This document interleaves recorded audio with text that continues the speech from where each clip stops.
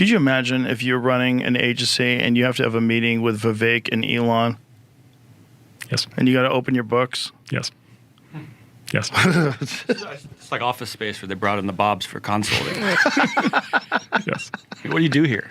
Exactly. That's exactly what it's like. Is there a meme like that?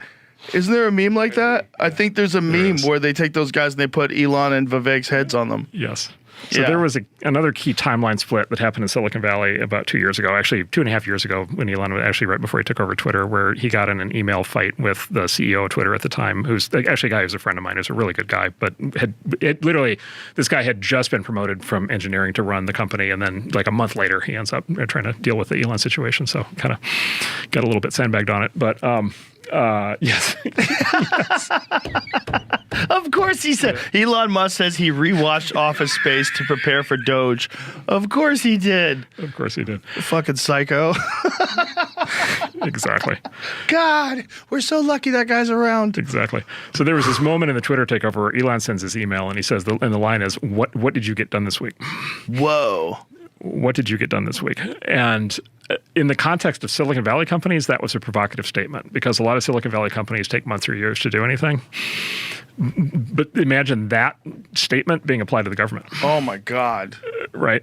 Like the level of like accelerated time, like, okay, what are the problems? How are we going to fix them? And what have you gotten done this week?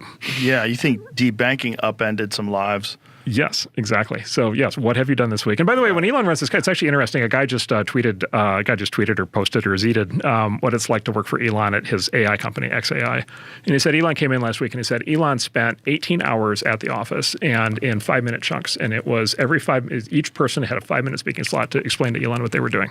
Wow. And he did that for 5 times whatever, right? 18 hours. Jesus Christ. And so think about what that meant. Every employee had an opportunity to tell the big boss what they were working on. Every employee had an opportunity to be recognized for their effort. Every employee had an opportunity to get live feedback from the big boss who had a comprehensive overview of everything as to what they should be doing. Whoa. And there's no place to hide. Right. Whoa. And think of how different it is for a company to be run that way. Right. Then even, again, the Valley companies generally are quite well run by sort of business standards. And even that, like that's a level of intensity that most Valley companies aren't even close to. Now imagine that applied to government. To government. Which is just... And again, this is the kind of thing. There's no law there's no reason it can't be done. There's no law that prevents that. There's nothing in the Constitution that says you can't do that. It's a choice. How the government is run is a choice on the part of the executive branch and the president for how it's going to get run. And there's no reason why the government can't literally be run this way. And here's what's crazy. The pushback against even the concept of this by leftists. So leftists defending bureaucratic bloat and big government is wild to watch. Right. Which they really shouldn't be doing, which is a weird thing to have wedged themselves into. My hope is they'll figure out how weird this is. Do you think it's like just an ideological thing, like the right wants this, so we oppose it? I think the left thinks they control the government. I think 50 years ago they would have been on the other side of this issue. Like Noam Chomsky 50 years ago would have been on the other side of this. He would have viewed government power as an extension of like the state and big business intertwined. And you have these just term manufacturing of consent, where it's like government and business are conspiring against you. Yeah. And so he would have been on the other side of this. But I think today's leftists think they control the government, which in many ways they do. Well, so Washington, D.C. voted 94% for Kamala. 6% for Trump. Whoa. Right? And so, okay, so 2 data points. That is data point number 1. Data point number 2, 4 of the 10 wealthiest counties in the country are suburbs of Washington, D.C. Wow. Lobbyists. Lobbyists. Yeah. They call Beltway bandits. Yeah. That's a crazy job. Is the actual term. And these aren't people working for the government. These are people making money from the government, right? These are people sponging off the government. And so, like, yeah, for to the extent the Democrats have wedged themselves into a position where they're defending this, they really shouldn't. They should really rethink this. They should figure out how to get back to the correct mentality on this that they used to have. Not only that, if there's less government bloat, then there's less tax dollars. Yeah. You don't need as much money to fund these things. Yeah, that's right. There's like people can be taxed less. Yeah. There can be more allocation of these funds towards these social programs that we all want. Yeah. Most federal workers never came back to work. Really? Yeah, they work from home. Most? Yeah. Like what percentage? A very large percentage. Something like half just literally just never came back. Whoa. They still, by the way, still draw a paycheck. They're still on their jobs, but literally they're not in the office. Or in some cases, they have an agreement where there's one agency, I probably won't name, but there's one agency where okay, here's another great thing. There are agencies of the federal government whose workforces are both civil servants, have full civil service protections, and unionized. Entirely paid for by the taxpayer, but they both have civil service protections, which, by the way, are totally made up. There's no concept in the Constitution of like civil service protections. It's just like a totally made up thing. And they're unionized. And then there's a particular agency that I know of where the union negotiated the return to the office from COVID, and the agreement was you have to be in the office 1 day a month. Whoa. And actually, what the pattern now is what they do is the employees come in on the last day of the month and the first day of the following month. So they only have to be there for 2 days. For 2 months. Out of 60 days. That's crazy. As a consequence, many of them have actually left the area, right? Because they get their government paycheck, which is calibrated for living there, and then they go live someplace nice, but they go live in the Ozarks or something where the cost of living is cheaper and they have a bigger house.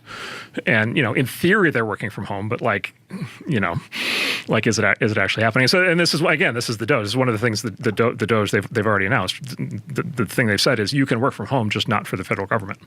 Oh. Right. Yeah. And so when people are talking about is the Doge going to be able to do anything, it's just, okay, there's 50% of the federal workforce. Right. And as a taxpayer, how do you feel about that? And, to your point on paying taxes, if those people are in the office and they're dynamos of activity and they're making the country better, right. Fair enough. Of course. But if they're kicking it at home, right. Maybe not. Yeah, maybe not. And so that's how much oversight has there been on whether or not they've been kicking it? Excellent question. Yeah. Now, it turns out there are ways to figure this out. So, for example, for many jobs where you have to log in to be able to get access, like to email, you can actually often you have VPNs to get into the corporate network. You can actually audit and you can see who's been working. Oh. And then there's a. Do you know about mouse wigglers? Yes. Yeah. Yes. So, programs. No, actually physical. Oh, they're physical mouse wigglers now. Yeah, physical mouse wigglers. And so it's a physical device that holds your mouse and then intermittently wiggles it.